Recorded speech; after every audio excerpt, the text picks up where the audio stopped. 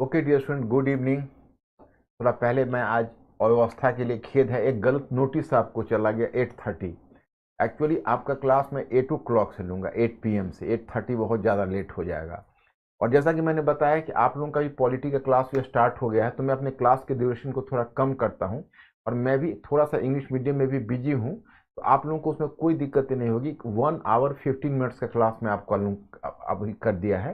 बीच में मैंने 2 hours का आपका लिया था, लेकिन अब चूंकि पॉलिटी का भी लोड आपके ऊपर है, तो दोनों के साथ आप जस्टिस कर सके, यही मेरी कोशिश होगी। और हमारा जिस तरह है चलता ही रहेगा।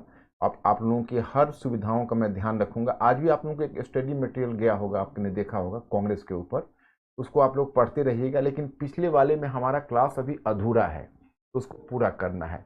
और एक बार आपको फिर अपना मैं स्कीम याद दिला दूं, मेरी स्कीम को मत भूलिएगा। क्योंकि हम टॉपिक बाय टॉपिक, जैसे आप एक चैप्टर से दूसरे चैप्टर पर जंप कर रहे हैं, वैसे मैं नहीं ले जा रहा, आपको इंटीग्रेटेड पढ़ा रहा। तो मेरे इंटीग्रेटेड मेथड को आप मत भूलिएगा। मैंने पहले ही कहा कि पहला आपका जो पार्ट बनता हुआ है हिस्ट्री ऑफ 18th सेंचुरी। तो जो हिस्ट्री ऑफ 18th सेंचुरी है,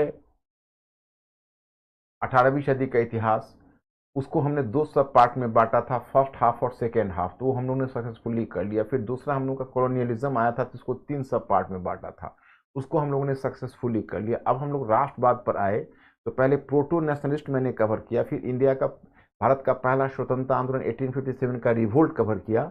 और अब चल रहा हूं आधुनिक राष्ट्रवाद के उद्भव पर समाज एवं धर्म सुधार आंदोलन। और जब यह हो जाएगा तो इसके बाद फिर भारतीय राष्ट्रीय कांग्रेस ऑनवर्ड्स, जो जिसका मैंने स्टडी मटेरियल दिया है, और सभी का मैं डायग्राम बनाता जाऊंगा और फॉलो करता जाऊंगा। लेकिन आप लोगों को भी आदत पड़ी हुई है, तो क्वेश्चन छोड़ दूंगा, थोड़ा लेट हो गया है, परंतु क्वेश्चन छोड़ दूंगा तो अच्छा नहीं होगा। इसलिए चलिए मैं आपसे क्वेश्चन पूछ रहा हूं। अंकुर बी फास्ट, और मेरे स्टूडेंट्स आप लोग भी थोड़ा फास्ट होइएगा। और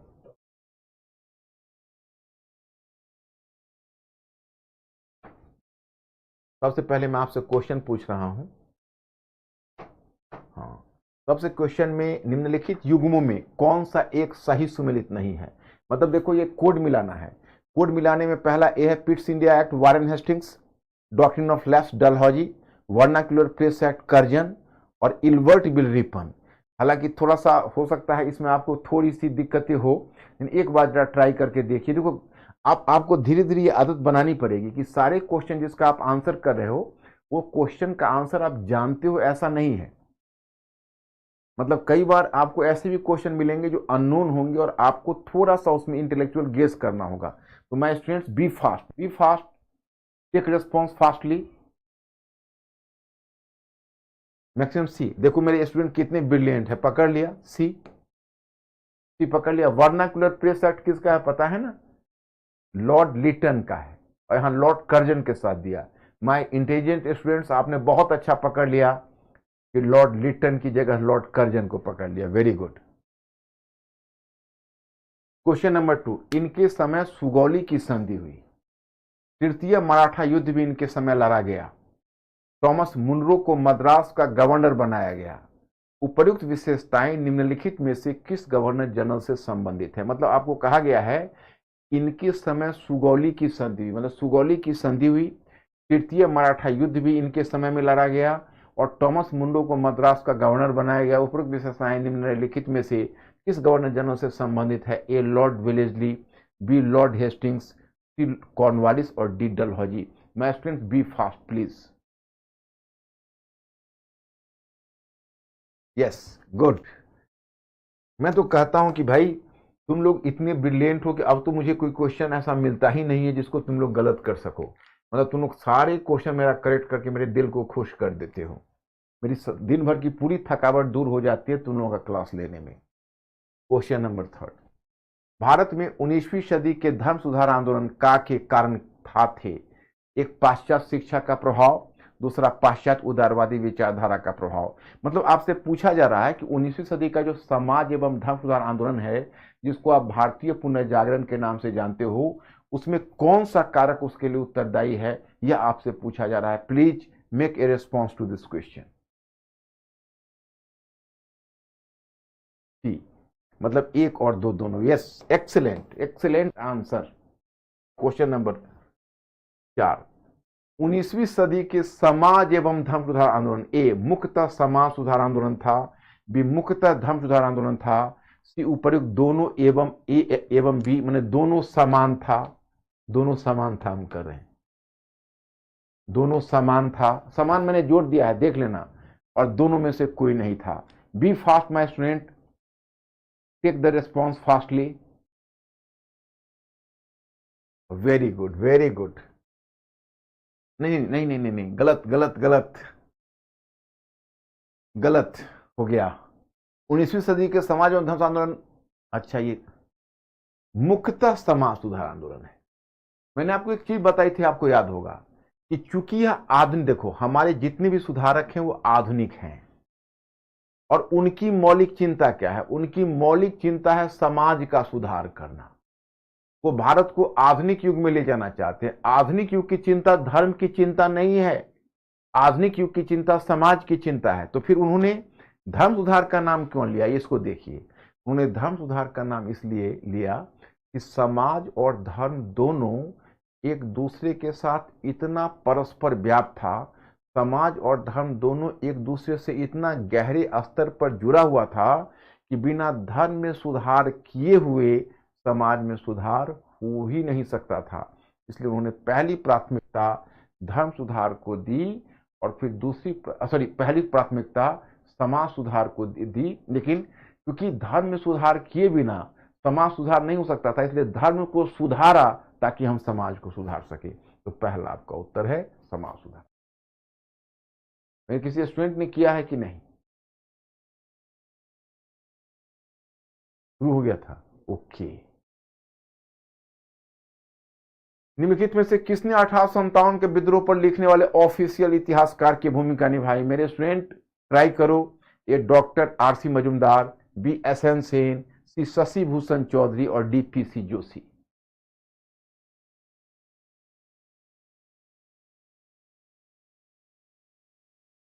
B fast my student, be fast.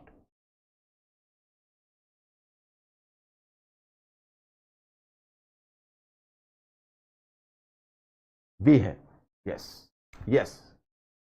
पहले इसका नाम आया था, आरसी मजुमदार को असाइनमेंट दिया गया था, लेकिन आरसी मजुमदार और सरकार के बीच मतभेद हो गया, और जब दोनों के बीच मतभेद हो गया तो यह दायित्व फिर एसएन सेन को दिया गया, और एसएन सेन ने इस दायित्व को पूरा किया। ओके, अब मैं स्टूडेंट्स हम लोग जहां थे वहीं से आगे बढ़ेंगे। हम लोग फराजी बहावी इस मूवमेंट को लेते हुए हम लोग कहां थे? तो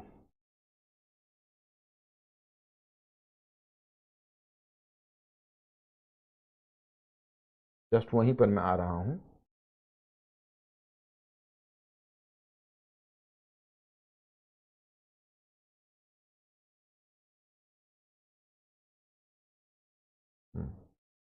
तो मैंने यहां पर आपको बताया कि जैसे देखो,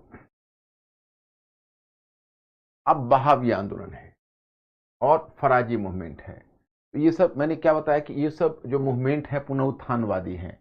पुनरुत्थानवादी प्रवृत्ति के जो मूवमेंट है उसमें मुस्लिम भारत में शासक वर्ग से जुड़े रहे थे, उनमें सत्ता को खो देने का तीखा एहसास था। ब्रिटिश राजस्व नीति के तहत मुस्लिम किसानों का शोषण हो रहा था। क्योंकि प्रतिरोध के लिए उनके पास कोई आधुनिक विचारधारा नहीं थी, इसलिए उन्होंने धर्म को ही प्रतिरोध का आधार बनाया, और फिर पुनरुत्थानवादी प्रवृत्ति को फराजी एवं बहावी जैसे आंदोलनों ने प्रोत्साहन दिया। जैसे फराजी और बहावी मूवमेंट है, उसने उसको आंदोलन को प्रोत्साहन दिया है। और फराजी एक संप्रदाय था जिसके बारे में बता चुका हूं, जिसमें हाजी शरीतुल्लाह और दादू मियां है, इसके बारे में बता चुका हूं। और इधर मैंने बताया आपको बहावी आंदोलन है, उसका उद्देश्य सैयद अहमद और फराय बरेलवी है, उसका उद्देश्य है दारुल हर्ब को दारुल इस्लाम बनाना। आप लोगों ने भी इसको पढ़ा होगा, तो मेरे विचार से क्लियर हो गया होगा। और कोई कुछ अगर पूछना है तो पूछना mister Ankur, are they clear? कोई क्वेश्चन अगर उनका है तो बताओ।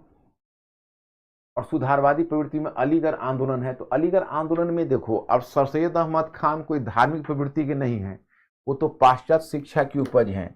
परंतु सर सैयद अहमद खान के साथ समस्या यह है कि उनको लग रहा है कि अगर हमें हिंदुस्तान में मुसलमानों की स्थिति को अच्छी बनानी है, तो सर सैयद अहमद खान को ऐसा विश्वास है कि हमें फिर ब्रिटिश की कृपा प्राप्त करनी होगी। तो सर सैयद अहमद खान फिर ब्रिटिश की कृपा प्राप्त करने का प्रयास करते हैं। उनकी कोशिश यही है कि we have to get support from the British.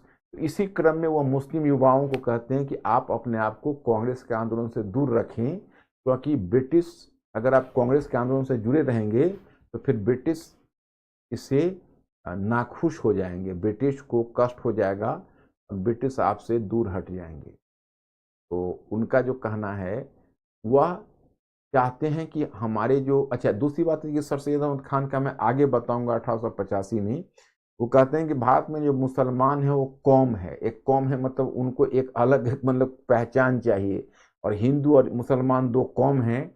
तो वो एक तरह से कौम के बारे में बात करते हैं। वो कहते हैं कि हिंदू और मुसलमान दोनों दो कौम हैं और दोनों को बराबर अधिकार चाहिए। तो कहीं ना कहीं जिसको तुम कहते हो सांप्रदायिक राजनीति, उसकी नींव सर सैयद अहमद खान ने भी डाली है, जो अलीगढ़ विश्वविद्यालय की उन्होंने स्थापना की थी। हालांकि जिस समय अलीगढ़ विश्वविद्यालय की स्थापना की थी उसमें बहुत सारे हिंदुओं ने उनको सपोर्ट किया था, और एक तरह से एक ज्वाइंट वेंचर की तरह अलीगढ़ विश्वविद्यालय की स्थापना हुई थी। बाद में चलकर उनका नजरिया बदल गया और वो ब्रिटिश पक्षधर नीति अख्तियार की, और उसी समय 1885 में कांग्रेस की स्थापना हुई थी। उन्होंने मुस्लिम युवकों को कहा कि आप अपने कांग्रेस की राजनीति से अपने आप को अलग रखिए।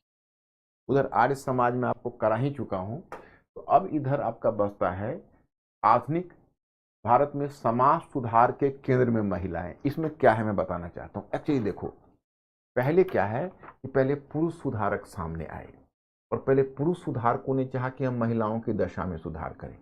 इन पुरुष सुधारकों की अपनी एक सीमा थी। जो पुरुष सुधारक थे उनकी सीमा यह थी कि वह चाहते थे कि महिला की दशा में उत्थान हो, लेकिन वो महिला स्वाधीनता के पक्षपाती नहीं थे। वो चाहते थे कि महिलाओं की दशा में सुधार हो, सुधार होने तक तो चाहते थे, लेकिन महिलाओं की स्वाधीनता नहीं चाहते थे, क्योंकि लगता था कि कहीं ऐसा न हो कि महिलाएं इतनी स्वाधीन हो जाए कि पुरुष प्रधान समाज का विशेषाधिकार ही टूट जाए।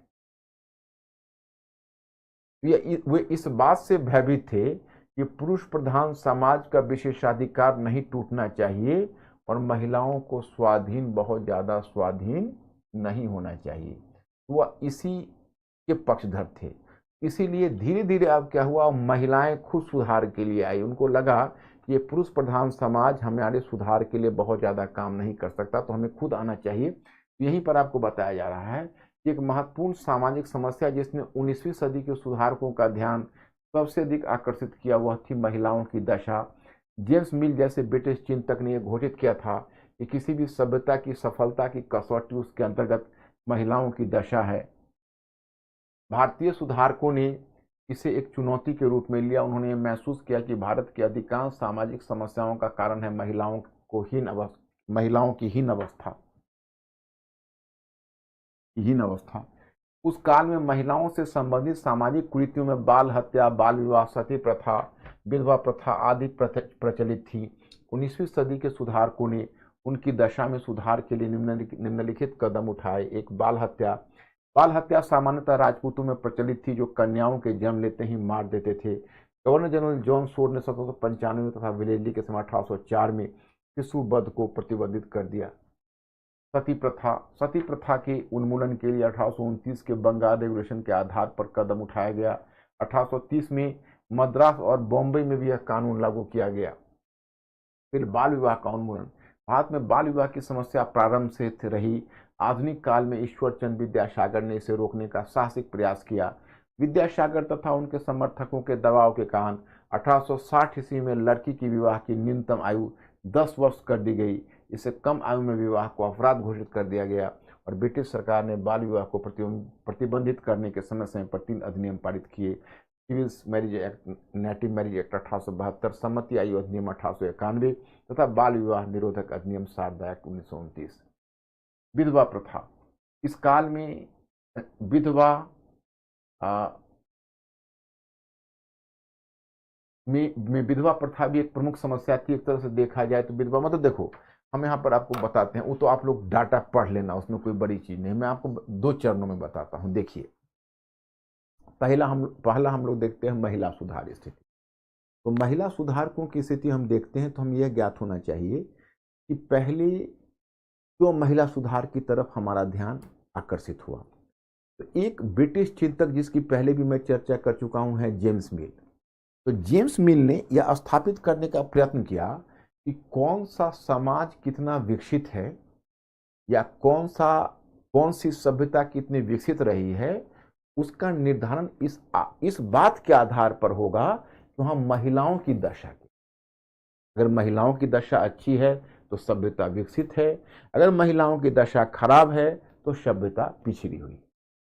अब जब हम लोगों ने देखा तो हम लोगों ने देखा कि अरे भाई, अब हमें भी इस कसौटी पर खरा उतरना है, तो हमने भी अपने अतीत का अवलोकन किया। और जो जेम्स मिल ने जो हमारे समाज को चुनौती दी थी कि भाई भारतीय सभ्यता पिछड़ी हुई है, तो यहाँ महिलाओं की दशा खराब है, तो हम भी अतीत में गए और अतीत में जाकर हमने दिखाया कि देखिए वैदिक काल में हमारे यहाँ महिलाओं की दशा खराब नहीं थी। और फिर वर्तमान में जो महिलाओं की खराब दशा थी उसकी सुधार करने के लिए कुछ पुरुष सुधारक सामने आए। दूसरी बात, पुरुष सुधारक ने ऐसा देखा कि हमारा जो अधिकांश सामाजिक समस्या थी, वो अधिकांश सामाजिक समस्याओं की जड़ में थी महिलाओं की हीन अवस्था। जब तक महिलाओं की अवस्था को सुधारोगे नहीं, जब तक महिलाओं की अवस्था को आप नहीं सुधारोगे, तब तक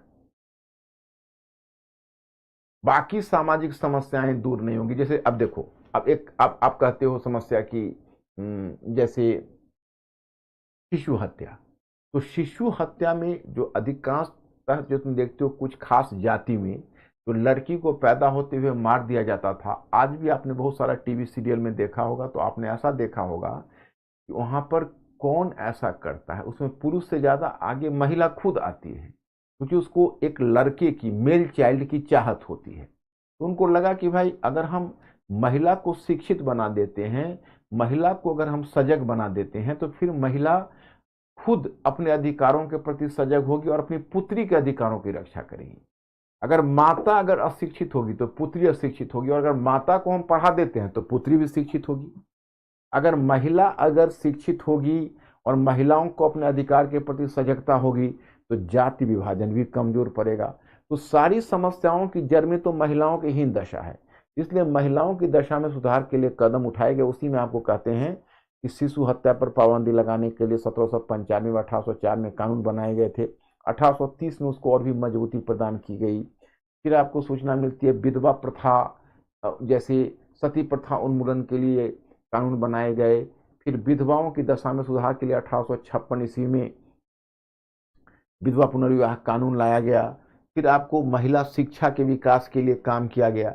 लेकिन यहाँ पर आपको सूचना यह मिलती है कि पहले चरण में तो पुरुष सुधारक आए और पुरुष सुधारकों ने महिलाओं की दशा में सुधार के लिए काम किया। लेकिन बाद में चलकर ऐसा महसूस किया गया कि पुरुष सुधारकों की अपनी एक सीमा है। पुरुष सुधारक चाहते हैं कि महिलाओं की सामाजिक दशा में सुधार हो, लेकिन वो कभी नहीं चाहती कि महिलाओं की दशा इतनी अच्छी हो जाए कि उसमें ज्यादा कॉन्फिडेंस आ जाए, और आगे चलकर वो पुरुष प्रधान समाज को ही चुनौती देने लगी।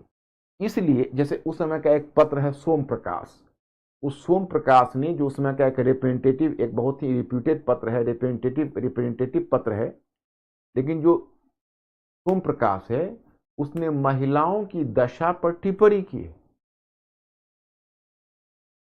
सोम प्रकाश ने महिलाओं की दशा पर टिप्पणी की है। एक तरह से उसने एक तरह से प्रहार किया है, और उसने यह भी कहा है कि भाई महिलाओं को स्वाधीनता नहीं मिलनी चाहिए। तो इसका मतलब है पुरुष प्रधान समाज तो एक हद तक महिलाओं के अधिकार को स्वीकार करता था, परंतु उससे आगे वो महिला अधिकार के मुद्दे को नहीं ले जाना चाहता था। तो कुल मिलाकर आप देखते हो, तो इसलिए अब सुधार के लिए कुछ महिलाएं ही सामने आई हैं, उन महिलाओं की तरफ नजर डालिए। तो आगे चलकर कुछ सजग महिलाएं भी सामने आई जिन्होंने महिला उत्थान के लिए कार्य किया। जैसे भोपाल की बेगम ने अलीगढ़ में लड़कियों की शिक्षा के लिए स्कूल स्थापित किए। यहाँ पर भोपाल की बेगम को कोट करो, बेगम रुकैया सखावत तथा, ये सब दो चार नाम है, उसको तो आप लोग मेधावी हो, आप लोग ध्यान कर ही लोगे। बेगम रुकैया सखावत तथा महाराष्ट्र की एक महिला ताराबाई शिंदे ने अपने प्रयास से शिक्षा प्रणाली स्थापित की। मतलब कि बेगम रुकैया शेखावत थी तथा महाराष्ट्र की एक महिला ताराबाई शिंदे ने अपने प्रयास से शिक्षा प्रणाली स्थापित की तथा स्त्री पुरुष तुलना नामक पुस्तक लिखकर पुरुषों के विशेषाधिकारों पर चोट की। किसने? तो ताराबाई शिंदे ने स्त्री पुरुष तुलना नामक पुस्तक लिखी, उस पर महिला और पुरुष के समानता की मांग की और पुरुष के विशेषाधिकारों पर चोट की। उसी प्रकार पूना में सुधारक महिला के रूप में पंडिता रमाबाई ने एक विधवा आश्रम शारदा सदन की स्थापना की। जैसे कहा जाता है कि एक महिला सुधारक थी, उसका नाम था पंडिता रमाबाई, उसने एक विधवा आश्रम यानी शारदा सदन की स्थापना की। अब दलित वर्ग पर थोड़ा चर्चा करेंगे। जैसे देखो, जाति व्यवस्था यानी जाति व्यवस्था में सुधार की चर्चा तो राजा राम मोहन राय ने भी की, स्वामी विवेकानंद ने भी की, दयानंद सरस्वती ने भी की, आत्माराम पांडुरंग ने भी की, महादेव गोविंद रानाडेव ने भी की। तो जो भी सुधारक थे वो सवर्ण सुधारक थे, उच्च जाति से आए थे, लेकिन उच्च जाति से आने के बाद भी उन्होंने निम्न जाति की दशा पर नजर डाली और उन्होंने इस बात को बड़ी शिद्दत के साथ उठाया कि नहीं, जाति जो व्यवस्था है छुआछूत है, छुआछूत का अंत होना चाहिए, जाति विभाजन का अंत होना चाहिए। लेकिन उनकी एक सीमा थी, उसको ध्यान रखिए। वो स्वयं सवर्ण सुधारक थे, उच्च जाति से आए थे। तो देखो, उच्च जाति के जो सुधारक हैं वह निम्न जाति के लोगों से सिंपैथाइज तो कर पाते हैं परंतु इंपैथाइज नहीं कर पाते। मतलब वो निम्न जाति के सुधारकों की दशा में सुधार की बात तो करते हैं, जरूर करते हैं, परंतु उनके दर्द को उन्होंने महसूस नहीं किया होता है। तो उनका जो सपोर्ट होता है वो एक लिमिटेशंस तक ही होता है, उससे ज्यादा नहीं होता है। अब क्या है कि अब स्वयं कुछ दलित वर्ग के सुधारक आगे आएंगे और दलित वर्ग के सुधारक फिर खुद अपने प्रयास से निम्न जाति के मुद्दे को उठाएंगे। उस पर हम लोगों को देखना है।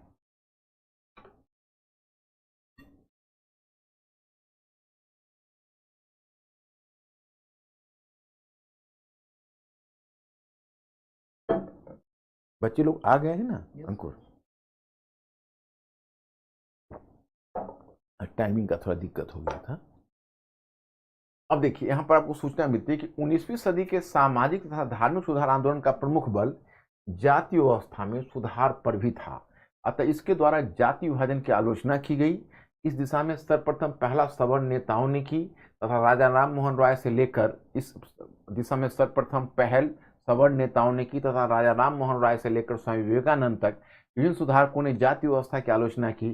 फिर भी शोषण को समाप्त करने के लिए कोई सक्रिय प्रयास नहीं किया गया। अंत में कुछ दलित वर्ग के नेता उभर कर सामने आए और उन्होंने स्वयं जातीय शोषण के विरुद्ध संघर्ष आरंभ किया। ज्योतिबा फूले का पहला नाम आपको आता है। उन्होंने सत्यशोधक, जैसे ज्योतिबा फूले के बारे में जानते हो कि उन्होंने सत्यशोधक समाज की स्थापना की और एक गुलामगिरी नामक पत्र का एक गुलामगिरी नामक एक पुस्तक लिखी। और जानते हो, जब उसी समय जब अमेरिका में स्लेवरी सिस्टम का अंत हुआ था, दास व्यवस्था का अंत हुआ था, उन्होंने ताली बजाकर स्वागत किया। और मैं एक बात और भी बताऊं कि ज्योतिबा फूले एक बहुत ही महत्वपूर्ण सुधारक है। हालांकि वो माली जाति से थे। वो देखो, शूद्र में भी दो तरह के शूद्र थे, सत शूद्र और असत शूद्र। असत शूद्र अछूत की श्रेणी में आते थे। ज्योतिबा फूले अछूत की श्रेणी में नहीं आते थे, सत शूद्र में थे, माली जाति से थे। परंतु इन्होंने सत शूद्र और असत शूद्र के एकता की बात की और पूरे दलित वर्ग, दलित समाज के उत्थान के मुद्दे को लेकर इन्होंने बड़ी गंभीरता से उठाया, सत्यशोधक समाज। और उसी क्रम में इन्होंने यह घोषित किया कि भाई, मतलब एक तरह से किसानों के अधिकारों के मुद्दे को भी ज्योतिबा फूले ने उठाया है। और एक तरह से घोषित किया कि एक समय था कि पूरी भूमि, मराठा जो भूमि थी, यह गैर आर्यों की थी। बाद में आर्यों ने इस पर कब्जा करने का प्रयत्न किया। मतलब एक कहानी उन्होंने राजा बल्ली की भी सुनाई, खैर उससे आपको लेना देना नहीं है। फिलहाल आप यह जानिए कि ज्योतिबा फूले ने यह सिद्ध किया कि जो शिक्षा है, शिक्षा पद्धति है, वह भी सवर्णों को फेवर करती है, वो निम्न जाति के अनुकूल नहीं है। तो शिक्षा पद्धति की खामियों को भी उद्घाटित किया और कहा जो शिक्षा पद्धति है वो निम्न जाति के हित में नहीं है। इस तरह से तुम देखते हो कि ज्योतिबा फूले ने कुछ महत्वपूर्ण और गंभीर मुद्दे को उठाया। और उन्होंने, अच्छा, दूसरी बात है कि उन्होंने दलित वर्ग के साथ साथ महिलाओं के उत्थान के मुद्दे को भी महाराष्ट्र के इस सुधारक ने उठाया था, ज्योतिबा फूले ने। इन्होंने कहा था, ज्योतिबा फुले ने एक पूना में बालिका विद्यालय की स्थापना की थी और महिलाओं के उत्थान के मुद्दे को भी गंभीरता से लिया था। एक नाम आपका आता है गोपाल बाबा वालंकर। ये कौन थे? तो ये इन्होंने महार जाति महाराष्ट्र में निम्न जाति महार जाति थी, महार जाति को संगठित करने का काम गोपाल बाबा वालंकर ने किया। और फिर भीमराव अंबेडकर ने 1920 के दशक में महार जाति को नेतृत्व प्रदान कर एक संगठित जाति आंदोलन खड़ा किया। अंबेडकर द्वारा महार जाति की दशा में सुधार के लिए निम्नलिखित कदम उठाए गए। जैसे डॉक्टर भीमराव अंबेडकर को कौन नहीं जानता है। मैंने भीमराव अंबेडकर पर इस बार भी जो उनका बर्थ एनिवर्सरी था तो मैंने उन पर एक लेक्चर भी बनाया हुआ है यूट्यूब पर।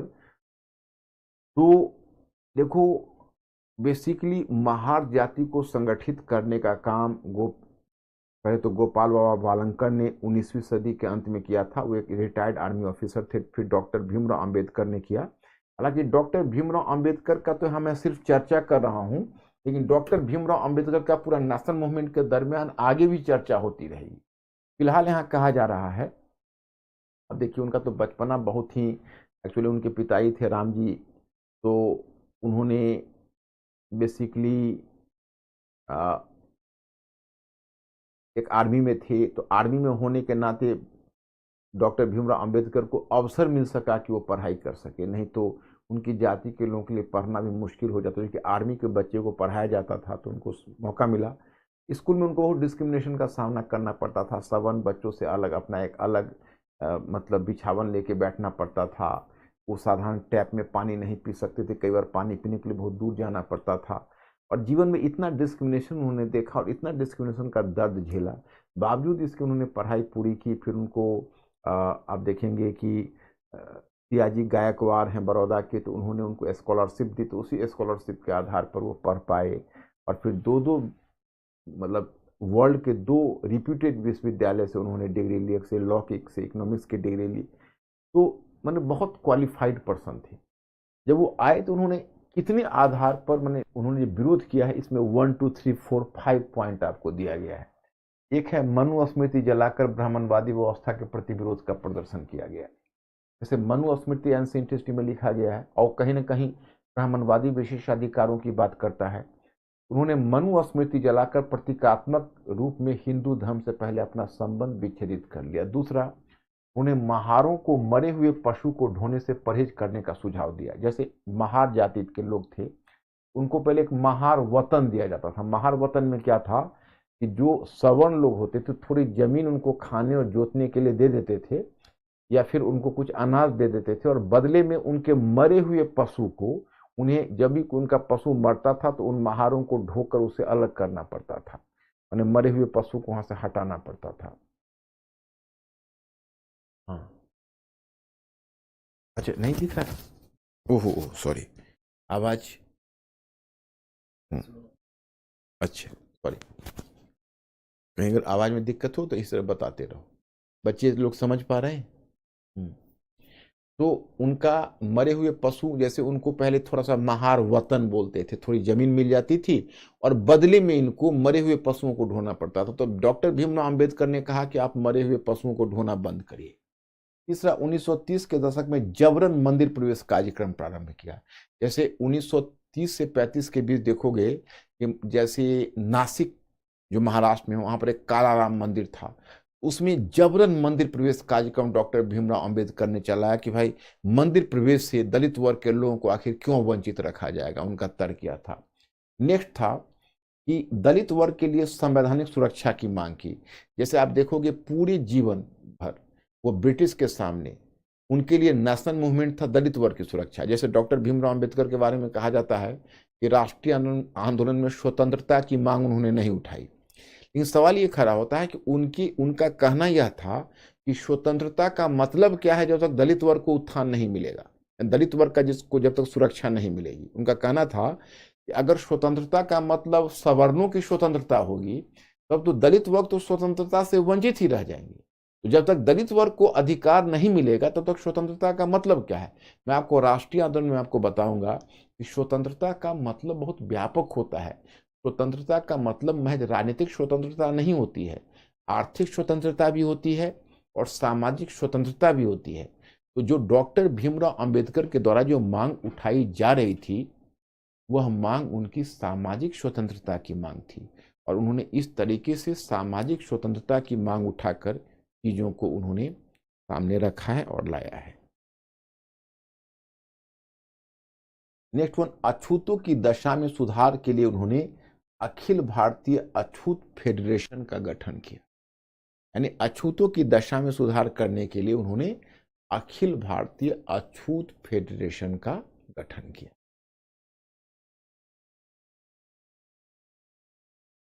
अब देखो, गांधी जी और अंबेडकर के बीच मतभेद, ये तो मैं आपको आगे भी चर्चा करूंगा, लेकिन चलो यहां पर चर्चा हो गई है तो देखो, राष्ट्रीय आंदोलन तो मैंने अभी आपको पढ़ाया नहीं है, तो आप लोग चिंता मत करना, ये मत समझना कि हम गांधी और अंबेडकर को ही निपटा दिए। आगे गांधी जी और अंबेडकर पर हमारी चर्चा आगे भी चलती रहेगी और हम करते रहेंगे। कई मुद्दे आएंगे। अभी तो मैंने राष्ट्रीय आंदोलन में कांग्रेस वगैरह शुरू भी नहीं किया है, वो शुरू करूंगा तो मैं उसको आपको बताऊंगा। देखिए, जैसे दलित वर्ग के उत्थान के लिए गांधी और अंबेडकर के दृष्टिकोण में क्या अंतर है, उसको देखिए। अंबेडकर दलित वर्ग की दशा में सुधार के लिए राजनीतिक एवं आर्थिक सत्ता के हस्तांतरण को आवश्यक मानते थे, किंतु गांधी जी समाज सुधार के माध्यम से दलित वर्ग की स्थिति में सुधार के समर्थक। जैसे उसको आर्थिक सत्ता के हस्तांतरण की जगह यहां पर अगर हम टर्म दे कि आर्थिक पुनर्वितरण को आवश्यक मानते थे।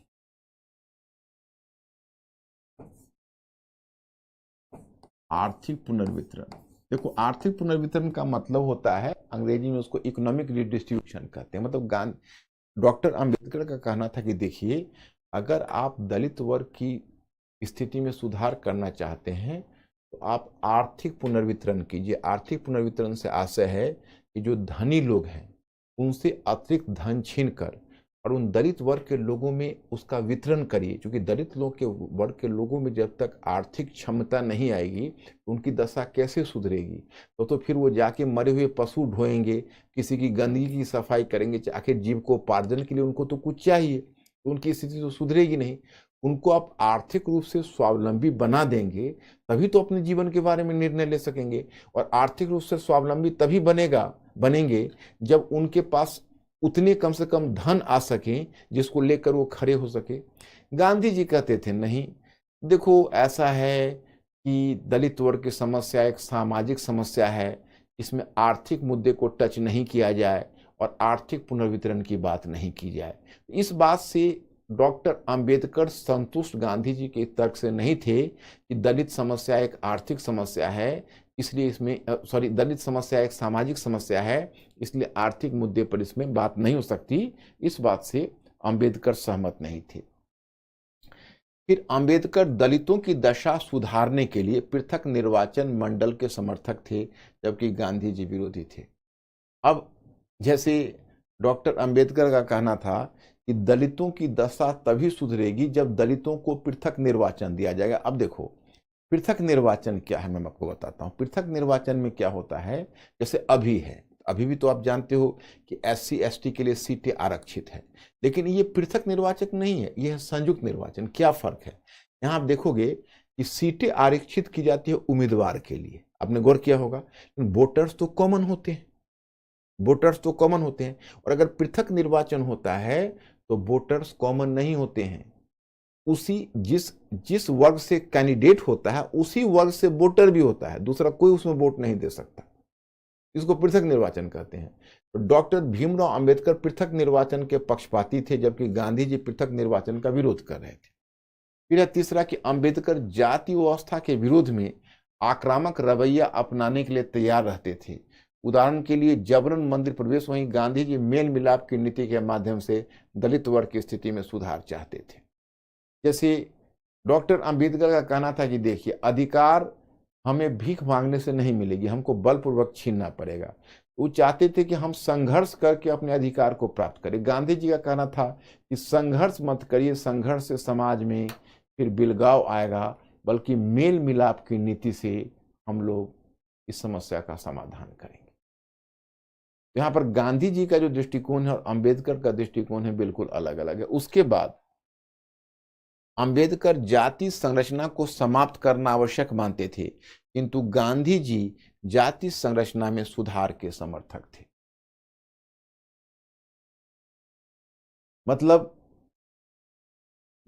डॉक्टर भीमराव अंबेडकर का कहना था कि अगर आप इस दलित समस्या या छुआछूत की समस्या या दलित वर्ग के शोषण की समस्या का अंत करना चाहते हैं तो इसका एक ही बेहतर रास्ता है कि आप जाति व्यवस्था को समाप्त करें।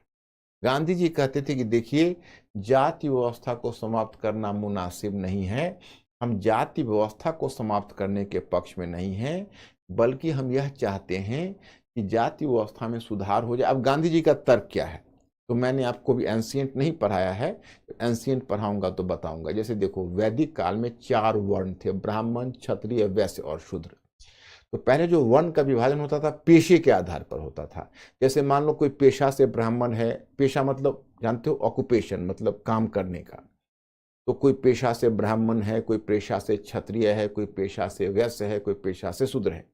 तो जब उनका पेशा बदल जाता था तो वर्ण की स्थिति बदल जाती थी। तो पेशा बदल जाता था तो वर्ण की स्थिति बदल जाती थी। जिस समय उनका ऑक्यूपेशन या पेशा बदलता था उसी समय वर्ण की स्थिति बदल जाती थी। तो यहां पर गांधी जी का ये कहना था कि देखिए, पेशे से गांधी जी का ये कहना था कि देखिए, वैदिक काल में कितना बढ़िया था। मतलब कोई अपने पेशे से ब्राह्मण है, कोई शूद्र है, कोई वैश्य है, और अगर एक ब्राह्मण अपने पेशे के आधार पर जाति हो तो क्या दिक्कत है। तो ब्राह्मण भी सारा काम कर सकता है, ब्राह्मण भी गंदगी ढो सकता है, क्षत्रिय भी कोई भी काम कर सकता है। इसमें ये है कि पेशे, जाति को पेशे से जोड़ दीजिए, जन्म से मत जोड़िए। जाति व्यवस्था खराब तब है जब जन्म से जुड़ता है। जाति व्यवस्था में कोई दोष नहीं है, बल्कि दोष आया है जन्म से जुड़ने के कारण। तो डॉक्टर अंबेडकर को लगता था कि भाई, आप जाति व्यवस्था को जिलाए ही क्यों रखना चाहते हैं, क्यों इतना बेचैन है जाति व्यवस्था को बचा कर रखने के लिए। तो डॉक्टर भीमराव अंबेडकर और गांधी जी में इस मुद्दे पर भी मतभेद था।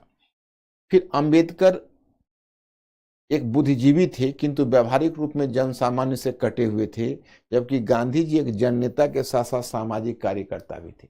अब देखो, अब जैसे गांधी जी और अंबेडकर में, हाँ, एक चीज, एक अंतर और बताना चाहूंगा। जैसे गांधी जी, जैसे डॉक्टर अंबेडकर का कहना था कि दलित वर्ग की समाज, दलित वर्ग की सुरक्षा हो और दलित वर्ग का उत्थान हो, इसलिए आरक्षण आवश्यक है। उनको सरकारी सेवा में या विधानमंडल में हर जगह आरक्षण चाहिए। जब तक आरक्षण नहीं होगा तब तक दलित वर्ग की स्थिति नहीं सुधरेगी। और गांधी जी कहते थे कि वे आरक्षण है इन दोनों के बीच विभाजन को अस्थायी बना देगा, और चूंकि आरक्षण विभाजन को अस्थायी बना देगा, इसलिए बेहतर है कि हम आरक्षण को अवॉइड करें, आरक्षण हम नहीं होने।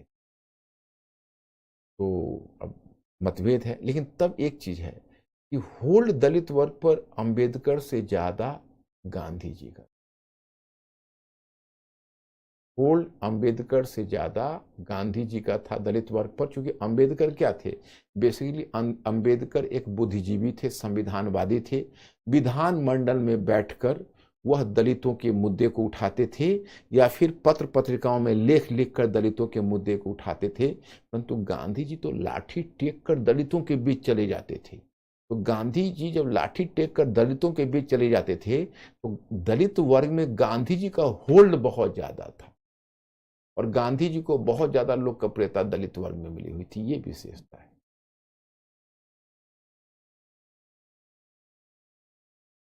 अब देखो, इसी में कुछ कुछ और भी आते हैं। जैसे त्रावणकोर में और भी कुछ दलित के नेता हैं। त्रावणकोर में जैसे श्री नारायण गुरु थे। तो त्रावणकोर की एक अछूत जाति थी जिसकी नाम थी इजवा जाति। इजवा जाति जो त्रावणकोर की अछूत जाति थी, उसका नाम इजवा था। तो इजवा को संगठित करने का काम श्री नारायण गुरु ने किया। और इजवा जाति का ही मतलब और भी कुछ सुधारक हैं, लेकिन नारायण गुरु सबके मुखिया है। तो नारायण गुरु ने एक संगठन बनाया था, उसको कहते थे SNDP योगम। SNDP योगम का मतलब है जिसको कहा गया कि श्री नारायण गुरु धर्म परिपालन योगम करके एक संगठन बनाया। और उन्होंने एक नारा दिया कि एक धर्म, एक ईश्वर, एक धर्म और एक जाति का नारा उन्होंने दिया। नेक्स्ट वन आता है मद्रास में ईवी रामास्वामी पेरियार नायकर। ईवी रामास्वामी पेरियार नायकर एक महत्वपूर्ण सुधारक हैं, क्योंकि उन्होंने मुद्दा तो उठाया दलित वर्ग का, लेकिन वो कहीं ना कहीं द्रविड़ राजनीति से जुड़ गए और द्रविड़स्तान की आगे चलकर द्रविड़ राजनीति से अभी जो तुम देखते हो कि अन्ना द्रविड़ मुन्नेत्र करगम है, उसकी पेरेंट पार्टी थी द्रविड़ मुन्नेत्र करगम, और उसके जो माने आरंभिक संस्थापक में पेरियार नायकर थे। तो पेरियार नायकर के बारे में कहा जाता है कि मद्रास में जाति उत्पीड़न का विरोध करने वाले एक प्रमुख नेता के रूप में ईवी रामस्वामी नायकर उर्फ पेरियार का उद्भव हुआ। प्रारंभ में यह असहयोग आंदोलन में सक्रिय रहे थे, परंतु बाद में इन्होंने असहयोग आंदोलन से अपना नाता तोड़ लिया और वी रामस्वामी ने दलितों को संगठित करने का काम किया और आत्मसम्मान आंदोलन चलाया। आत्मसम्मान आंदोलन में ब्राह्मणों की सर्वोच्चता को चुनौती दी गई तथा लोगों से ब्राह्मणवाद का विरोध करने के लिए आगे आने के लिए कहा गया। वे द्रविड़ राजनीति के पिता कहे जनक। देखिए, मतलब ईवी रामास्वामी पेरियार नायकर पहले कांग्रेस में ही थे वो, लेकिन जब असहयोग आंदोलन चलेगा, मैं आगे बताऊंगा, तो उसमें क्या है कि उसमें उन्होंने देखा कि भाई कांग्रेस पर तो ब्राह्मणवाद का गहरा प्रभाव है और वो कहीं ना कहीं दलित वर्ग के पक्षपाती थे। तो धीरे धीरे कांग्रेस से उनका मोह भंग हुआ और कांग्रेस में चक्रवर्ती राजगोपालाचारी जैसे सवर्ण लोगों का विशेष प्रभाव था। तो वो धीरे धीरे कांग्रेस से विमुख हो गए और उन्होंने कांग्रेस से नाता तोड़ के 1924 में कांग्रेस से नाता तोड़ लिया। एक कुड्डी अरसू करके एक पत्र था, उस पत्र का नाम बड़ा अजीब था, वो आपको याद नहीं रहेगा। कुड्डी अरसू करके पत्र का संपादन आरंभ किया और 1925 में उन्होंने एक संगठन बनाया जिसका नाम था, उन्होंने एक आंदोलन चलाया जिसका नाम था आत्मसम्मान आंदोलन, सेल्फ रेस्पेक्ट मूवमेंट। इस आंदोलन का उद्देश्य ही यही था कि हम दलित वर्ग में आत्मसम्मान की भावना भरें और उन्होंने आत्मसम्मान आंदोलन चलाया था और उन्होंने भी कहीं ना कहीं मनुस्मृति को जलाकर प्रतीकात्मक रूप में हिंदू धर्म से अपना संबंध तोड़ लिया था। तो प्रतीकात्मक रूप में हिंदू धर्म से संबंध तोड़ने का भी की बात या उनसे कही जाती है कि हिंदू धर्म से प्रतीकात्मक रूप में उन्होंने संबंध तोड़ा था। अब देखिए, अब हम समाज एवं धर्म आंदोलन के महत्व की चर्चा करेंगे, लेकिन एक प्रश्न अगर अभी तो देखो, वैसे अगर कहोगे तो मैं आगे ये प्रश्न डालूंगा या कहो तो अभी प्रश्न डालता हूं, तुम पर डिपेंड करता है, क्योंकि डॉक्टर भीमराव अंबेडकर और गांधी जी की वार्ता तो आगे भी चलेगी। तो एक प्रश्न हमारे दिमाग में आ रहा है कि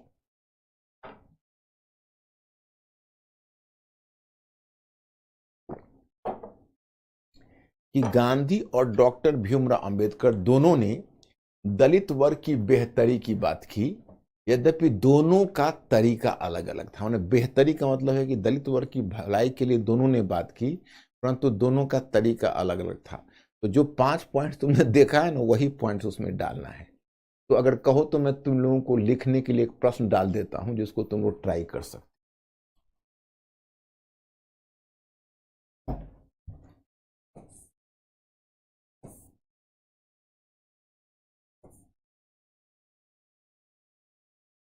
गांधी जी एवं डॉक्टर अंबेडकर ने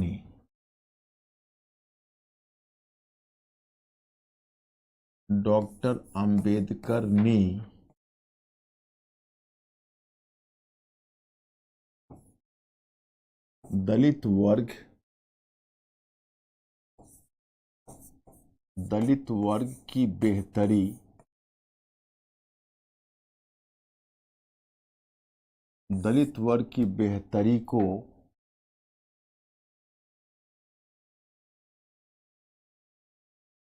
अपना लक्ष्य बनाया, यद्यपि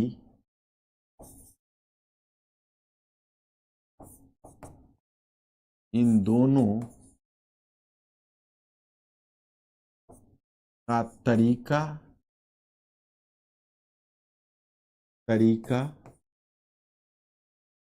एवं दृष्टिकोण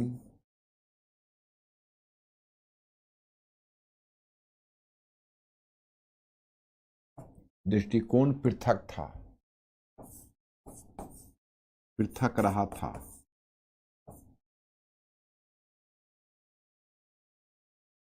टिप्पणी कीजिए।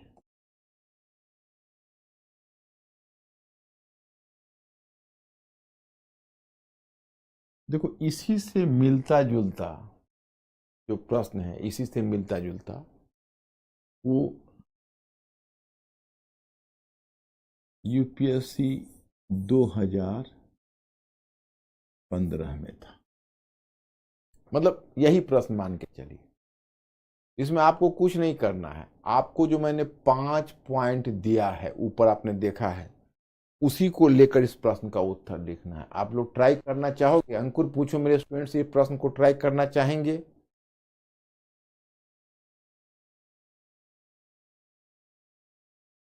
क्या?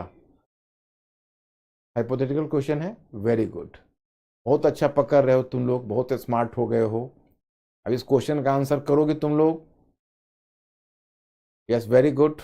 इस क्वेश्चन को ट्राई करो, ये यूपीएससी में 2015 में पूछ चुका है।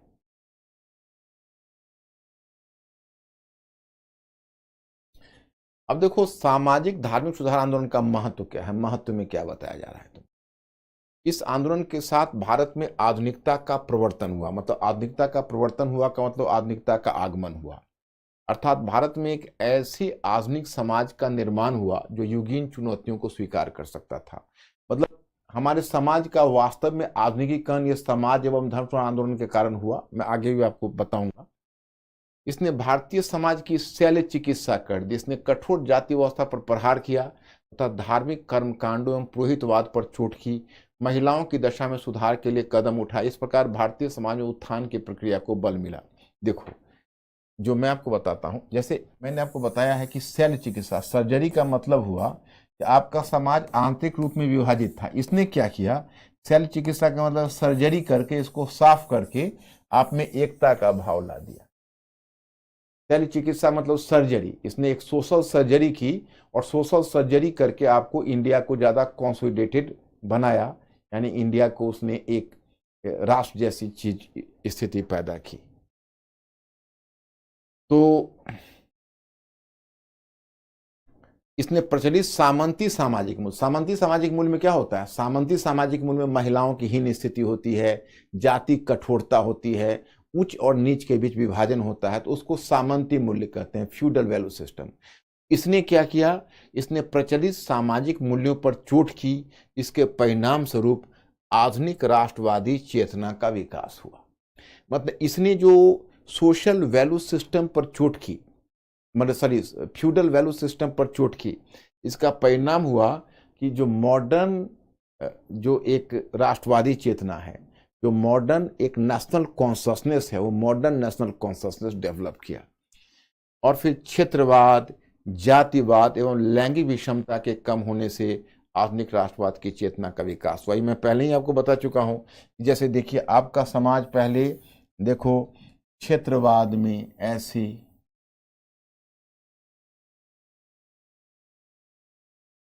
लैंगिक विभाजन, क्षेत्रवाद में जातिवाद में विभाजित था, इसको ये दूर करेगा और आप में एक होने का भाव पैदा करेगा, तो आप राष्ट्र बनोगे, आप राष्ट्र बनोगे।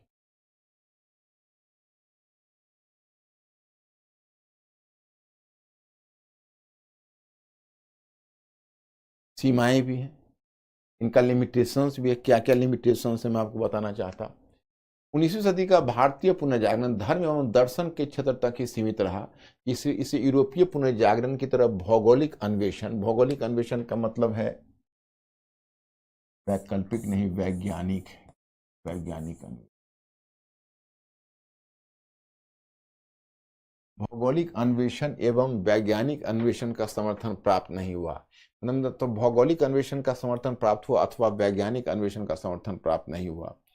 दूसरा, 19वीं सदी के भारतीय सुधारक एक वैकल्पिक आदमी, देखो जैसे मैं आपको बताना चाहता, इसके लिए थोड़ा सा आपको यूरोपीय पुनर्जागरण समझना पड़ेगा। अगर थोड़ा सा आप यूरोपीय पुनर्जागरण समझोगे तब इस बात को समझ पाओगे। जैसे होता क्या है कि यूरोप में 16वीं सदी में यूरोप का पुनर्जागरण हुआ, तो उसमें आपको याद है कुस्तुनतुनिया का पतन हुआ, और कुस्तुनतुनिया के पतन के बाद क्या हुआ आपको पता ही है, आपको तो अब अच्छी तरह समझ में है।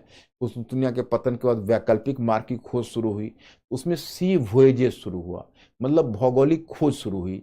तो भौगोलिक खोज में नए नए क्षेत्र में गए, और नए नए क्षेत्र में जहाँ गए वहाँ पर विचारों का आदान प्रदान हुआ। नए नए क्षेत्र में जहाँ इनका जाना हुआ, वो नए नए क्षेत्रों में क्या हुआ, विचारों का आदान प्रदान हुआ।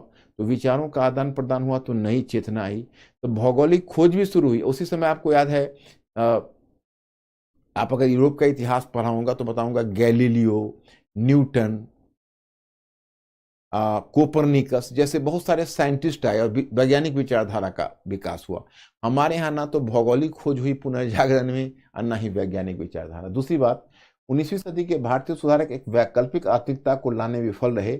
उनका पाश्चात्य तत्वों के साथ देसी तत्वों को रचनात्मक रूप से जोड़ने का प्रयास असफल हो गया। यही वजह है कि भारत में बुद्धिजीवी वर्ग पाश्चात्य एवं देसी मॉडल के बीच विभाजित रहा। वहीं पाश्चात्य समर्थक आज भूमंडलीकरण की संस्कृति के कट्टर समर्थक के रूप में उभरे हैं, तो दूसरी तरफ देसी मॉडल के समर्थक परंपरा एवं धार्मिक पुनरुत्थान में लिप्त हैं। देखिए, मतलब हम यहाँ पर आपको यह बताना चाहते हैं कि जैसे हम लोगों ने जो आधुनिकीकरण किया, तो आधुनिकीकरण करने के क्रम में हमने पश्चिमी मॉडल को अपना लिया। यानी पश्चिमी मॉडल को अपना लिया मतलब, अगर भारत को, अगर तुमसे आज कोई पूछे कि अच्छा ये बताओ आधुनिकीकरण क्या है, तो तुम कहोगे पश्चिमीकरण। अरे एक बात बताइए, इसको ऐसे समझिए, मेंटली अलर्ट हो ना तुम लोग। अब सुनो मेरी बात को, जैसे हम लोगों ने अपना बचपन यानी प्राचीन काल अपने ढंग से जिया, मध्यकाल अपने ढंग से जिया, और जब हमारी युवा अवस्था हुई तो हमारे ऊपर सीधे जो यूरोपीयकरण हो गया। मतलब एक तरह से तुम समझो तो दुनिया में बाकी उपमहाद्वीप अपने अपने ढंग से जी रहे थे, और जब मैं आपको विश्व इतिहास पढ़ाऊंगा तो मैं बताऊंगा कि जब यूरोप से जब चली वो, माने यूरोप जब पश्चिम ने अपना विस्तार किया, भौगोलिक खोज किया, दुनिया को उपनिवेश बनाया, तो अपने विचार को फैलाते चले गए। तो दुनिया ने जिसको आधुनिकीकरण माना वो पश्चिमीकरण है, वो वेस्टर्न है। ये बात समझने की है, जिसको लोग गौर नहीं करते हैं। अब बताओ, हम सूट नेक टाई पहनकर, सूट टाई पहनकर ही हम आधुनिक हो सकते हैं? धोती कुर्ता और कुर्ता पैजामा में नहीं हो सकते, क्योंकि वह पश्चिमी मानदंड के अनुकूल नहीं। तो हमारे लिए पुनर्जागरण का मतलब पश्चिमी मानदंड हो गया। और चाहिए क्या था कि हमको देसी और पाश्चात्य तत्व को मिलाकर एक वैकल्पिक आधुनिकता का विकास करना चाहिए था। वैकल्पिक का मतलब एक दूसरे तरह की आधुनिकता बनानी चाहिए थी जो पश्चिम से अलग है, लेकिन हम उसमें विफल हो गए। हम या तो पश्चिमी धारा में बह गए या फिर परंपरा की तरफ लौट आए। कुछ हमारे यहाँ बहावी और आर्य समाज जैसे मूवमेंट थे जो सीधे परंपरा में घुस गए, और कुछ यंग बंगाल जैसे मूवमेंट थे जो पश्चिमी, और राजा राम मोहन राय जैसे थे जो पश्चिम की तरफ चले गए। हालांकि राजा राम मोहन राय के विषय में कहा जाता था कि राजा राम मोहन राय के कलकत्ता में 2 मकान थे, उसमें एक मकान में राजा राम मोहन राय को छोड़कर सब कुछ स्वदेशी था, तो दूसरे मकान में राजा राम मोहन राय को छोड़कर सब कुछ विदेशी था। मतलब इसका मतलब हुआ कि राजा राम मोहन राय आधा देसी थे और आधा विदेशी थे। तो मतलब यह है कि हम दोनों को जोड़कर जो एक वैकल्पिक आधुनिकता बनाना चाहते थे वो नहीं बना पाए, और कहीं ना कहीं पश्चिमीकरण के प्रभाव में रह गए। अब समाज सुधार से संबंधित कई संस्थाओं की दृष्टि अत्यधिक अतीतोन्मुखी थी, और इसके परिणाम स्वरूप पुनरुत्थानवादी प्रकृति को बल मिला तथा संप्रदायवाद को प्रोत्साहन मिला। मतलब अब जिसका अतीत पर ज्यादा बल है, जैसे आर्य समाज पर, थियोसॉफिकल सोसाइटी का, बहावी मूवमेंट का, उससे क्या हुआ, परंपरावादी तत्व ज्यादा प्रबल हो गया। हम परंपरा में ज्यादा घुस गए, तो हम तो पुनरुत्थानवादी हो गए ना, अतीत के उत्थान की बात करने लगे। मतलब हमारा भविष्य पर निगाह कम पड़ गई, तो ये कहना है। कुछ हिंदू सुधारकों ने वेदों की श्रेष्ठता पर बल दिया तथा वेदोत्तर विकास को अस्वीकार कर दिया, जबकि उस समय तक वैदिक परंपरा भी पुरानी पड़ चुकी थी तथा वेदों की कुछ मान्यताओं पर स्वयं गीता ने प्रहार कर दिया था। अब जैसे आर्य समाज कहते हैं, एक बात बताओ, आर्य समाज कहता है वेदों की ओर लौटो। तो आर्य समाज जब वेदों की ओर लौटो की बात करता है, मतलब रिटर्न टू वेदास, तो आप वेद कितना पुराना हुआ सोचो। अच्छा, आज की तारीख में मैं आपको पूछूं, आज मैं आप ही से पूछूं, आप एक औसत हिंदू हो, कि हिंदू धर्म में कि मुख्य विशेषता बताओ क्या है। मैं आपसे पूछूं कि हिंदू धर्म की मुख्य विशेषता बताओ, तो तुम कहोगे मंदिर, मूर्ति पूजा। जैसे आज जय श्री राम है तो आपको लगता है कि भाई ये हिंदू धर्म है। लेकिन आपको पता है कि वेद में मूर्ति पूजा नहीं थी।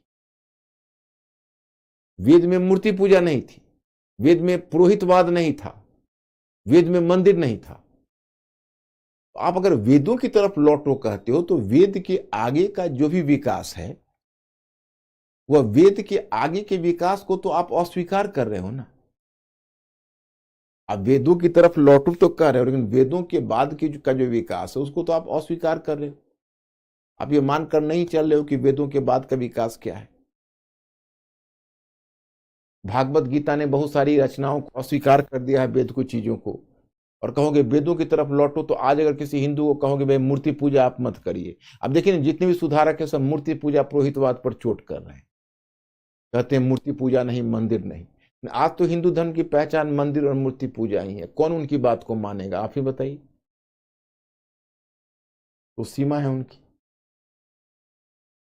फिर समाज सुधारकों में कुछ महत्वपूर्ण सामाजिक समस्याओं को तो उठाया, किंतु कुछ अन्य महत्वपूर्ण सामाजिक समस्याओं की उपेक्षा कर दी। उदाहरण के लिए उन्होंने छुआछूत के उन्मूलन के लिए कोई विशेष काम नहीं किया। और गांधी जी जैसे सुधारक के आगमन के पश्चात इस दिशा में गंभीर प्रयास किया गया। मतलब देखो, इन सुधारकों ने छुआछूत के मोर्चे पर कोई विशेष काम नहीं किया, बल्कि आगे जब गांधी जी आए तब छुआछूत के मोर्चे पर कुछ विशेष काम हुआ। 19वीं सदी के सामाजिक धार्मिक सुधार आंदोलन का सामाजिक आधार अभिजात्य था। अभिजात्य का मतलब जानते हो, तुम लोग शायद नहीं समझते होगे। अभिजात्य का मतलब अंग्रेजी में एलिट कहते हैं, कुलीन। कुलीन का मतलब है कि जो 19वीं सदी का जो भारतीय पुनर्जागरण या समाज एवं धर्म सुधार आंदोलन है वो मुख्य रूप से उसका आधार कुलीन है। कुलीन का मतलब हुआ कि बुद्धिजीवी वर्ग है, बुद्धिजीवी वर्ग तक ही सीमित है। कॉमन पीपुल कौन समझेंगे, ये बड़े बड़े शिक्षित भारतीयों के लिए केवल है, लेकिन जो कॉमन पीपुल है उसको तो नहीं समझ सकता। इसका आधार अभिजात था, नगरीय क्षेत्र तक ही सीमित था। मतलब इसका आधार अभिजात था। अगर मुट्ठी और कुलीन लोग इसको समझ पा रहे थे, बुद्धिजीवी लोग समझ पा रहे थे, और यह केवल नगरों में ही सक्रिय था, ग्रामीण क्षेत्रों पर इसका प्रभाव नहीं था।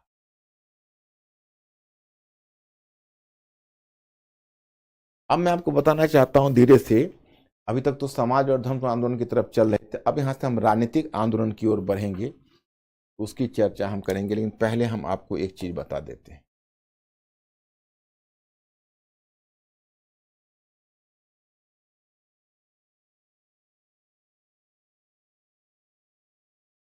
थोड़ा सा हम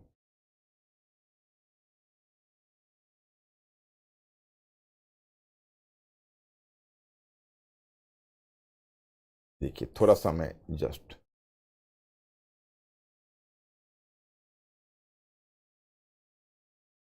देखो, एक चीज मैं आप लोगों को बताना चाहता जरा सा कि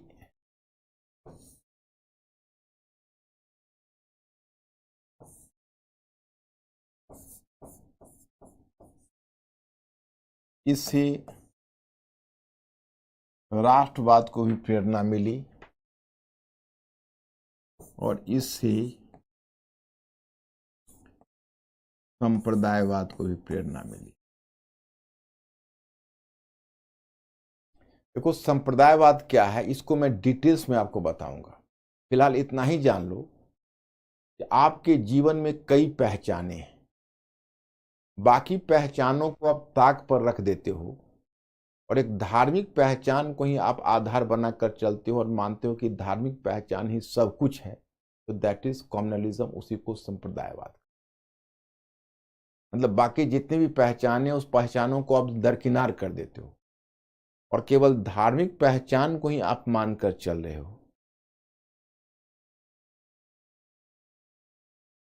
तो दैट इज कॉल्ड संप्रदायवाद। तो अब इसने राष्ट्रवाद को प्रेरणा कैसे दी? तो राष्ट्रवाद को प्रेरणा दी कि आंतरिक रूप से जो राष्ट्र जो विभाजित है उस विभाजन को इसने सर्जरी करके और एक होने का भाव पैदा किया। एक होने का भाव, एक होने का भाव पैदा किया। ओके, अब देखिए,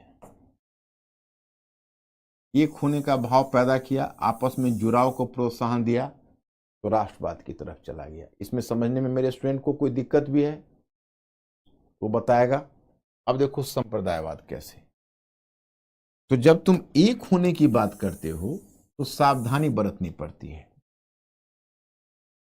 अगर गलत, जैसे आप अगर अच्छे सीमेंट का प्रयोग करते हो तो मकान मजबूती से जुड़ता है, और गलत सीमेंट का प्रयोग करते हो तो मकान का एक भाग गिर जाता है, कमजोर पड़ जाता है और गिर जाता है। जैसे मैं आपको बताता हूं कि प्राचीन, जैसे हिंदू सुधारक हैं, वह हिंदू सुधारक प्राचीन काल के महानता की बात कर रहे हैं। जैसे तुम अगर जोड़ने की बात करते हो, जोड़ने की सपोज करो, और जोड़ने की बात में तुम कहोगे अपने हिंदू पहचान पर, हिंदू अतीत पर बल दोगे, इतने लोग तो कंसोलिडेट हो जाएंगे, इतने लोग तो जुड़ जाएंगे।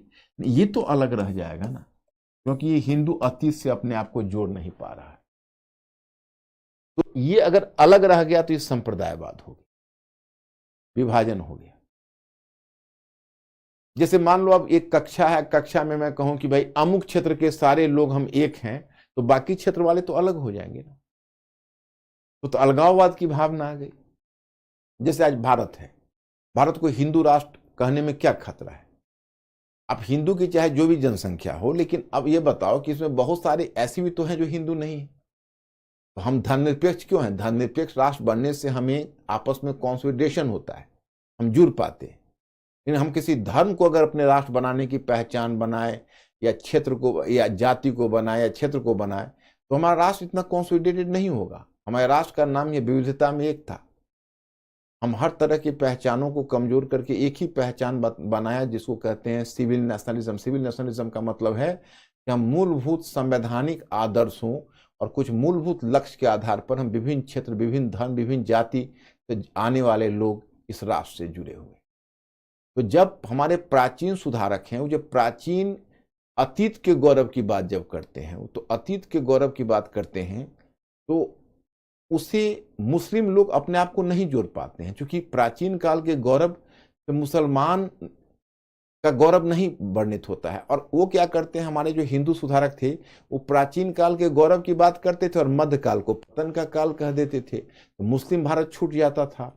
तो मुस्लिम सुधारक थे, वो अपना गौरव वो पश्चिम एशिया और मध्य एशिया के इस्लाम के इतिहास में ढूंढने लगे। इससे एक तरह से अलगाववाद का भाव पैदा हुआ। तो यही समाज एवं धर्म सुधार आंदोलन ने एक राष्ट्र के रूप में भी हमें संगठित किया, और यहीं से एक अनजाने ही अलगाववाद का भाव भी पैदा हो गया। ये दोनों चीज देखने को मिलती है।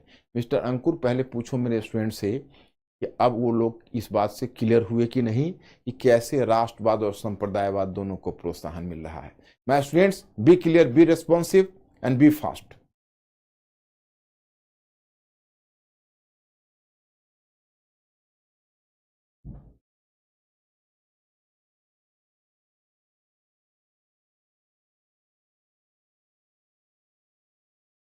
समझ रहे हैं मेरे स्टूडेंट लोग? अब बच्चों इसमें लास्ट एक है, अभी तक हमने समाज एवं धर्म, देखो ये भी राष्ट्र है, राष्ट्रवाद की चेतना है, राष्ट्रवाद की चेतना यहां सुधार आंदोलन के रूप में व्यक्त हुई है। समाज एवं धर्म सुधार आंदोलन के रूप में राष्ट्रवाद की चेतना व्यक्त हुई है। अब हम आपको बताना चाहते हैं, ये धार्मिक बातों से धीरे धीरे यह सामाजिक बातों की ओर कैसे आकर्षित होगा, वो मैं आपको बताना, मतलब राजनीतिक बातों की ओर कैसे आकर्षित होगा। जैसे अब तक तो आपने सुधार आंदोलन देखा था धर्म सुधार के रूप में, अब धीरे धीरे राजनीतिक आंदोलन के रूप में बदलेगा। अभी क्या है, समाज एवं धर्म सुधार आंदोलन के रूप में राष्ट्रवाद की चेतना है, इसने अपने आप को सुधार आंदोलन के रूप में व्यक्त किया है, परंतु अभी राजनीतिक आंदोलन के रूप में व्यक्त करेगा। तो यही टाइटल है कि हाँ,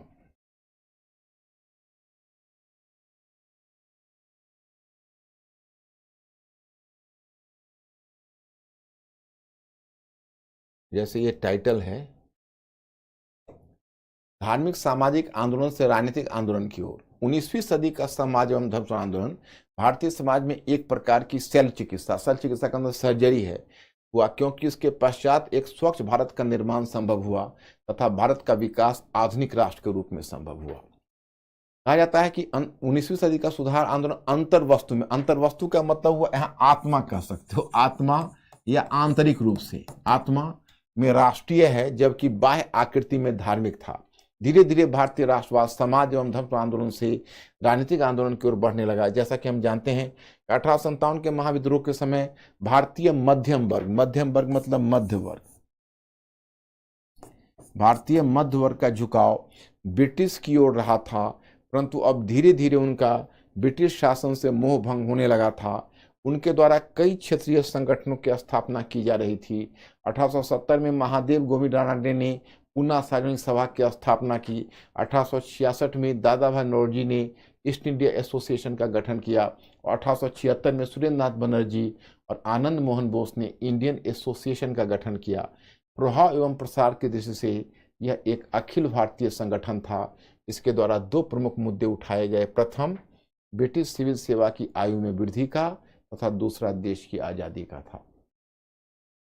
आगे इसी श्रृंखला में 1885 में बॉम्बे में भारतीय राष्ट्रीय कांग्रेस की स्थापना हुई। तो ये आपको उन संगठनों के बारे में थोड़ा सा दे रहा है कि देखिए पहले तो सामाजिक धार्मिक आंदोलन के रूप में शुरू हुआ, परंतु अब धीरे धीरे राजनीतिक आंदोलन का रूप लेने लगा।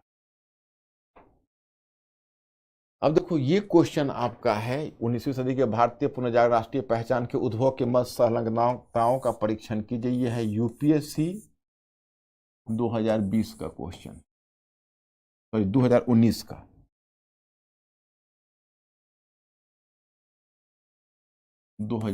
का क्वेश्चन है वो जो मैंने बताया है, देखो सीधा उसी से इसका उत्तर बन जाएगा। 19वीं सदी के भारतीय पुनर्जागरण मतलब सुधार आंदोलन और राष्ट्रीय पहचान के उद्भव के मध्य संलग्नताओं का मतलब जुड़ाव का परीक्षण कीजिए। देखो इसको मैंने कैसे उत्तर किया है। 19वीं सदी के भारतीय पुनर्जागरण से तात्पर्य है समाज एवं धर्म आंदोलन जो अपनी मूल उत्प्रेरणा में राष्ट्रीय था तो बाह्य आकृति में धार्मिक। मूल उत्प्रेरणा मतलब मूल आत्मा में राष्ट्रीय था तो बाह्य आकृति में धार्मिक। भारत में राष्ट्र निर्माण के मार्ग में कुछ निश्चित बाधाएं थी और ये बाधाएं थी भारत का आंतरिक विभाजन। राष्ट्र निर्माण के मार्ग में कुछ बाधाएं थी और ये बाधाएं थी भारत का आंतरिक विभाजन यथा लैंगिक विभाजन, जातीय विभाजन, क्षेत्रीय विभाजन आदि। जैसा कि हम जानते हैं कि आधुनिक राष्ट्र बनने की एक आवश्यक शर्त होती है उस क्षेत्र में निवास करने वाले लोगों में परस्पर जुड़े होने का भाव। फिर इसके लिए आंतरिक विभाजन को कमजोर करना आवश्यक था। यही 19वीं सदी के भारतीय पुनर्जागरण की भूमिका महत्वपूर्ण हो जाती है। मतलब देखो इसमें आपको बताया जा रहा है कि आपको राष्ट्र बनने के लिए लैंगिक विभाजन, जातीय विभाजन, क्षेत्रीय विभाजन आदि, जैसा कि हम जानते हैं कि आधुनिक राष्ट्र बनने की एक आवश्यक शर्त होती है आदि, जैसा कि ये पूर्ण विराम नहीं होगा। जैसा कि हम जानते हैं कि आधुनिक राष्ट्र बनने की एक आवश्यक शर्त होती है उस क्षेत्र में निवास करने वाले लोगों में परस्पर जुड़े होने का भाव। फिर इसके लिए आंतरिक विभाजन को कमजोर करना आवश्यक था। यही 19वीं सदी के भारतीय पुनर्जागरण की भूमिका महत्वपूर्ण हो जाती है। मैंने उसने इसको कमजोर करके उसको राष्ट्र की तरफ ले गया। उसी का भारतीय पुनर्जागरण का बल व्यापक सुधार कार्यक्रम पड़ रहा था जो इस प्रकार है। एक, धर्म सुधार समाज सुधार की एक आवश्यक शर्त थी क्योंकि धर्म और समाज के बीच गहरा जुड़ाव था। अधिकांश सामाजिक बुराइयों को धार्मिक कर्मकांड से समर्थन मिलता था, इसलिए राजा राम मोहन राय से लेकर रानाडे तक सभी समाज सुधारकों ने मंदिर में मूर्ति पूजा, पुरोहितवाद आदि आडंबरों पर चोट की। स्वामी विवेकानंद ने घोषित किया कि आगामी 50 वर्षों तक हमारा सबसे बड़ा धर्म राष्ट्र धर्म है। समाज सुधार 19वीं सदी के सुधारकों ने महिला उत्थान कार्यक्रम पर बल दिया तथा जाति विभाजन एवं छुआछूत को अपना निशाना बनाया। इसके परिणाम स्वरूप लैंगिक विभाजन और जाति विभाजन कमजोर पड़ा। ईश्वरचंद्र विद्यासागर, वीरेशलिंगम एवं डी.के. कर्वे जैसे सुधारकों ने महिला उत्थान के क्षेत्र में विशेष योगदान दिया। आधुनिक विचारधारा का प्रोत्साहन, जैसा कि हम जानते हैं कि इस काल में तर्कवाद, मानववाद, व्यक्तिवाद जैसी विचारधाराओं का उद्भव हुआ तथा आधुनिक युग में भारत के शिक्षित वर्ग के बीच उनका प्रसार हुआ, जिसके कारण क्षेत्रीय विभाजन कमजोर पड़ा। इस प्रकार 19वीं सदी के सुधार आंदोलन ने भारत को राष्ट्र निर्माण को प्रोत्साहन दिया। यही क्वेश्चन है। ये देखो जो 2019 का क्वेश्चन है, ये पहला पेज है, ये दूसरा पेज है, ये तीसरा पेज। मैं स्टूडेंट्स, अंकुर मेरे स्टूडेंट से पूछो कि ये टॉपिक मॉडर्न हिस्ट्री का सबसे स्टैंडर्ड टॉपिक था, ये आपका समाप्त हुआ। तो पहले मेरे स्टूडेंट से पूछो कि वो लोग कॉन्फिडेंट हैं कि नहीं, कोई दिक्कत है तो मैं उनकी सेवा के लिए बैठा हुआ हूँ।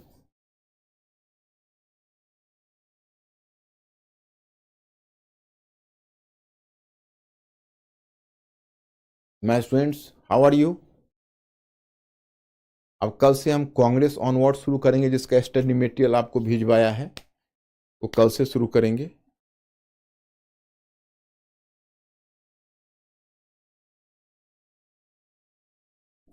बच्चे कोई भी दिक्कत हो तो मैं फिर बैठा हुआ हूं, कोई तुम लोग केवल कॉन्फिडेंस अपने आप में रखना, स्पिरिट को हाई रखना, कोई भी ऐसी चीज नहीं जिसको नहीं समझा जा सके।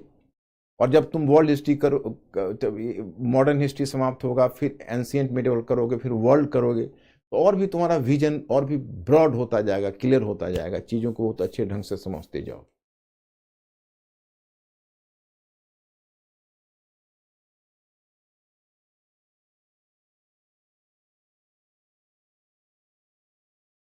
टाइमिंग 8 बजे है बच्चे, कल से तुम लोग 8 बजे आ जाना, 8 o'clock में।